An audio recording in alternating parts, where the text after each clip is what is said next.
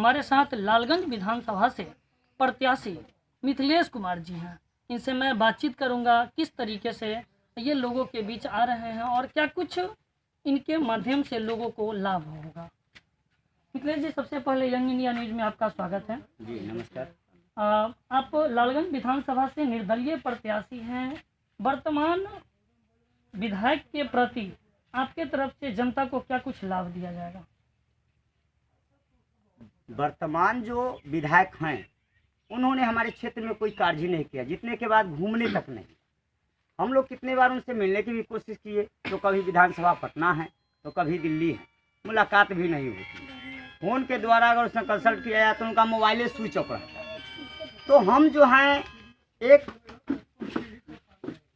सरकार की जो गरीब गुरबाओं को मिलने वाली योजना है, हम संविधान के माध्यम से सरकारी पदाधिकारियों के यहाँ अनुरोध कर हम सरकारी योजना का सभी गरीब गुरबाओं को लाभ दिलाते हैं, जिसमें हम पर जो है भ्रष्टाचार के खिलाफ लड़ने के एवज में हम पर 14 मुकदमा दर्ज हुए। 4 बार जो है नीतीश कुमार की पुलिस हमें जेल तक भेजी, मार के मुझे गंगा में फेंक दी, लेकिन हमने सेवा का भाव नहीं छोड़ा। और इन्हीं का गरीब गुरबाओं का स्नेह और प्यार है जो मुझे अभी तक जिंदा रखा है, और मैं निस्वार्थ सेवा करना चाहता हूं और सदा करूंगा। मैंने यह लिखित अपने पार्टी के लेटर पैड पे दिया है जनता को कि अगर मैं विधायक बनने के बाद आप लोग के आशीर्वाद से अपने क्षेत्र में मेरे पदाधिकारी तथा मैं अगर भ्रष्टाचार करूंगा तो इसी कोर्ट के न्यायालय हाजीपुर जिला वैशाली के एग्रीमेंट पर आपको कोई जांच कराने की जरूरत नहीं। आप न्यायालय में जाइए और डायरेक्ट मेरे भ्रष्टाचार अगर करता हूं तो आप मुझे मुकदमा कर मुझे जेल भेजिए। लोगों को क्या कुछ फायदा होगा? लोगों को जो सरकार की योजना है वो हम अभी भी दिलाते हैं। अगर ये हमें अपने चरण में बसाते हैं, मुझे स्थान देते हैं, तो मैं इनकी एक योजना को इनके घर घर तक पहुंचाऊंगा। जो पदाधिकारी जो कार्यालय में बैठ के एसी में बैठ के काम करते हैं वो इनके दरवाजे जाकर काम करेंगे, और नहीं तो मैं अपने पद से इस्तीफा दे दूंगा अगर ऐसा मुझे ये लोग मौका देते हैं जनता को। तो मेरा कहना है शिक्षा के क्षेत्र में क्या कुछ लाभ होगा?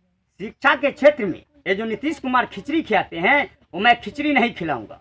उसी खिचड़ी का पेन कॉपी गरीब गुरबा को बच्चों को दिया जाएगा। टाइमली एकदम स्कूल शिक्षक आएंगे। अगर वो वीआईपी का भी बच्चा हमारे क्षेत्र में है तो उसी स्कूल में जाएगा जहां वो गरीब का बच्चा जाता है। तो नीतीश कुमार मुख्यमंत्री नीतीश कुमार तो पोषण तत्व की बात करते हैं। पोषण जब तक बच्चे को सरकारी भोजन जो दिया जा रहा है उसमें पौष्टिक आहार दिया जा रहा है ताकि बच्चे को पोषित ना हो, तो फिर ये बंद करने की बात सर आप वो दे रही है, सरकार दे रही है, लेकिन वो नीतीश कुमार अमल नहीं कर रहे हैं। उनके पदाधिकारी जो है उस पर अमल नहीं कर रहे हैं। खिचड़ी में कीड़ा मिलता है, खिचड़ी में पॉइजन मिलता है, अंडा के जगह पे सड़ा हुआ अंडा मिलता है। अभी हमारे ही पंचायत वार्ड नंबर 3 आंगनबाड़ी केंद्र संख्या 102 यहाँ बहुत सी महिलाएं हैं जिनको अभी ऑनलाइन कराया गया कि 0 साल से 6 साल के बच्चा को पोषाहार का पैसा दें, ड्रेस का पैसा दें। क्या अभी तक मिला है किसी को? नहीं मिला। ये है नीतीश कुमार के सरकार ली पदाधिकारियों का काम। तो मैं इन सभी को जड़ से समाप्त कर दूंगा अगर ये लोग मुझे मौका देते हैं अपनी चरण में सेवा करने का। सब बता रहे कि निर्दलीय खड़ा हो रहे हैं, फिर पार्टी का आप नीतीश कुमार की पार्टी बता रहा हूँ। मेरी पार्टी जो है, मैं दिल्ली गया था कोरोना वायरस बीमारी को लेकर। निर्वाचन आयोग दिल्ली ने कहा कि अभी आपके पार्टी का रजिस्ट्रेशन नहीं किया जाए, इसीलिए हमने पार्टी को अभी निर्दलीय ही घोषणा किया है और निर्दलीय ही चुनाव लड़ने का आग्रह किया है सभी जनता से। क्या लगता है जनता आपको क्यों चुने? मुझे तो इनका स्नेह है, प्यार है। हमने जो सच्चे दिल से सेवा किया है उसी का ये आशीर्वाद है, उसी का फल है। मुझे तो यही लगता है, इसीलिए लोग मुझे कह रहे हैं कि आप लड़िए। तो इसके साथ हमने एक नारा भी दिया है कि मैं एक सामान्य परिवार से हूँ, मेरे पास उन अमीरों जैसा धन दौलत नहीं है कि कुछ खिलाकर पिलाकर बहकाकर जात में पात में भेदभाव में ये समय न जीता हूँ और नहीं मैं अपने साथियों को जीने देता हूँ। क्या जी सही है ना? सही है। तो इसलिए मैंने कहा है कि मुझे है एक परिवार से 50 रुपया का नोट, बैनर, पोस्टर एवं इत्यादि खर्चों के लिए आप पूरा परिवार का वोट दीजिए, ताकि मैं आपका खर्च से आपका नौकर रहूं और ऐसा नौकर रहूं जैसे सीमांत पे हमारे देश के जवान हैं।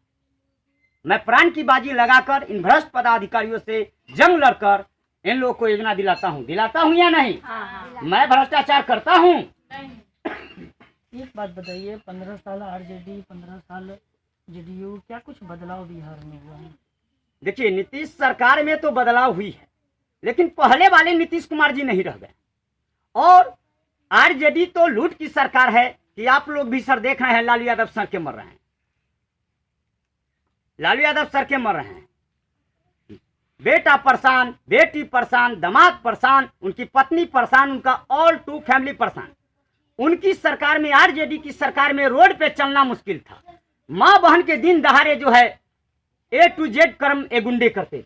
आरजेडी उसी का सरकार है, लालू यादव की सरकार यही सरकार चलाई।